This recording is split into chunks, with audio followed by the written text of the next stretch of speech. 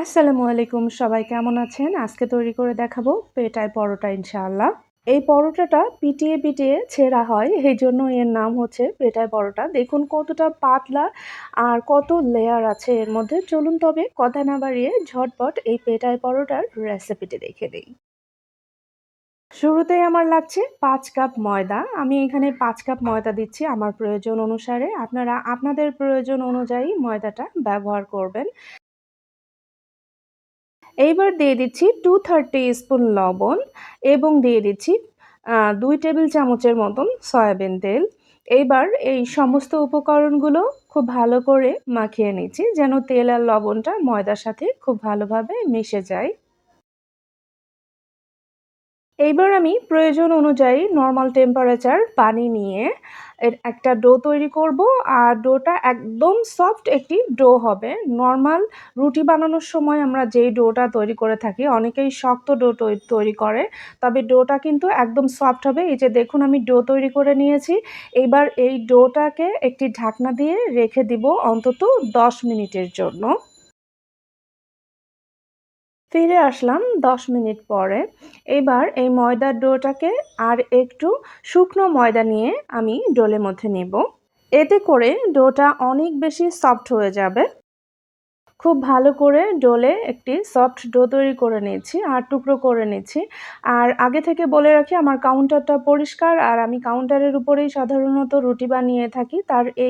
এইজন্য এই বিষয়টাকে যদি কারোর ভালো না লাগে দয়া করে এটাকে এভয়েড করবেন। এবার আমি একটি রুটি তৈরি করে নিচ্ছি।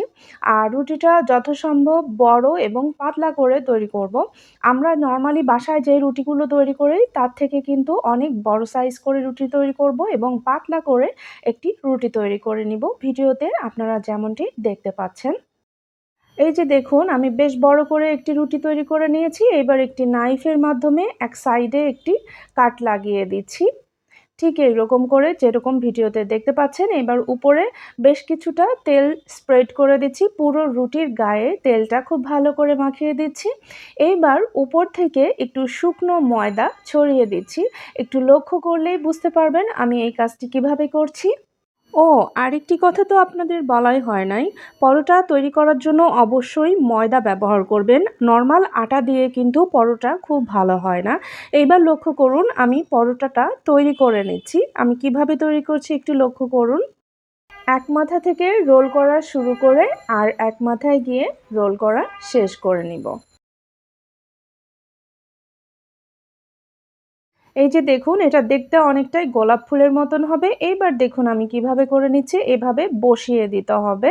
খুবই সহজ, একটু লক্ষ্য করলেই বুঝতে পারবেন এটা কিভাবে করতে হবে। এইবার আমি এটাকে নরমাল পরোটার আকারে বেলে নিব। একটি গোল করে পরোটা বেলে নিব। আর এই জন্য কিন্তু আমি এক্সট্রা কোনো ময়দা ব্যবহার করব না। আমি জাস্ট এটাকে বেলে নিব। পরোটা বেলার সময় খেয়াল রাখবেন, পরোটা কিন্তু কখনোই ময়দা দিয়ে শুকনো ময়দা দিয়ে বেলতে যাবেন না। এতে করে পরোটাটা দেখতে অনেক বেশি সুন্দর হয় না, একটু ড্রাই লুক দেয়।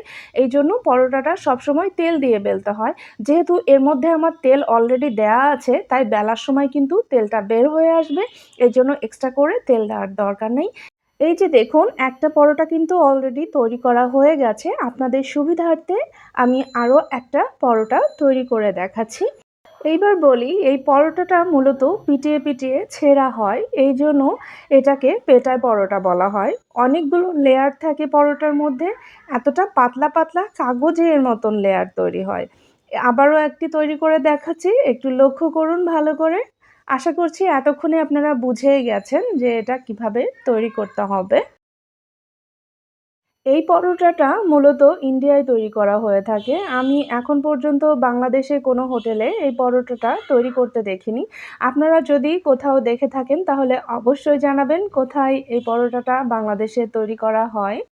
আমার চ্যানেলে আপনারা আরও পরোটার ভিডিও পেয়ে যাবেন। আমি ডেসক্রিপশন বক্সে লিংক দিয়ে দিব পরোটাগুলোর। আপনারা চাইলে সেখান থেকে সেই পরোটার ভিডিওগুলো দেখে নিতে পারেন।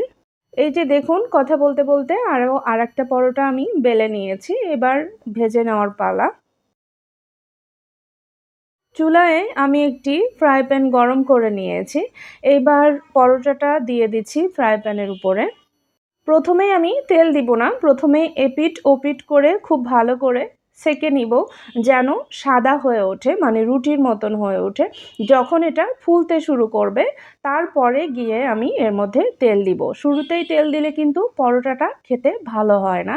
দেখুন, লক্ষ্য করলে বুঝতে পারবেন রুটিটা কিন্তু পরোটাটা ফুলতে শুরু হয়েছে। এবার আমি তেল দিয়ে দিচ্ছি পরিমাণ মতন এবং এটাকে এপিঠ ওপিঠ করে ভেজে নিব।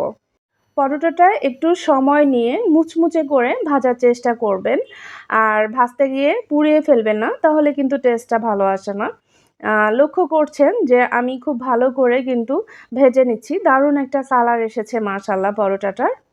আমার এই পরোটাটি ভাজা হয়ে গেছে। এটা আমি তুলে নিচ্ছি। এই যে দেখুন মাশাআল্লাহ কত সুন্দর একটি কালার এসেছে। আরও আরেকটি পরোটা আমি তৈরি করে নিচ্ছি, মানে ভেজে নিচ্ছি। আর একইভাবে করে বাকি পরোটাগুলোও আমি তৈরি করে নিব এবং ভেজে নিব। একদম সহজ রেসিপি, যে কেউ তৈরি করতে পারবেন। তারপরেও এই পেটাই পরোটা নিয়ে আপনাদের মনে কোনো রকম প্রশ্ন থেকে থাকলে লিখে জানাতে পারেন কমেন্টে। আমি উত্তর দেওয়ার চেষ্টা করব ইনশাআল্লাহ। আর সামনের পর্বগুলোতে কে কী রেসিপি দেখতে চান লিখে জানাতে পারেন কমেন্টে। আমি শীঘ্রই সেই রেসিপিগুলো দেওয়ার চেষ্টা করব ইনশাআল্লাহ। এই পরোটাটাও আমার তৈরি করা হয়ে গেছে। একইভাবে সবগুলো পরোটা আমি তৈরি করে নিব। এই যে দেখুন, সবগুলো পরোটা আমি তৈরি করে নিয়েছি। আর এই পরোটা গরম থাকা অবস্থায়, মানে মুচমুচে থাকা অবস্থায় ঠিক এভাবে করে, যেভাবে ভিডিওয় দেখতে পাচ্ছেন এভাবে করে বাড়িয়ে বাড়িয়ে আর লেয়ারগুলো ছাড়িয়ে নিতে হবে। দেখুন মাশাআল্লাহ কত পাতলা পাতলা, কাগজের থেকেও পাতলা পাতলা লেয়ারগুলো তৈরি হয়েছে। যারা আমার ইউটিউব চ্যানেল থেকে দেখছেন তাদেরকে চ্যানেল সাবস্ক্রাইব করে, এবং যারা আমার পেজ থেকে দেখছেন তাদেরকে পেজ ফলো দিয়ে আমার সাথে থাকার জন্য অনুরোধ রইল। আশা করছি আজকের এই পেটাই পরোটার রেসিপিটি আপনাদের ভালো লেগেছে। আপনাদের ভালো লাগাই আমার সার্থকতা। আজ তবে এই পর্যন্তই। দেখা হবে নেক্সট এপিসোডে নতুন কোনো রেসিপির সাথে।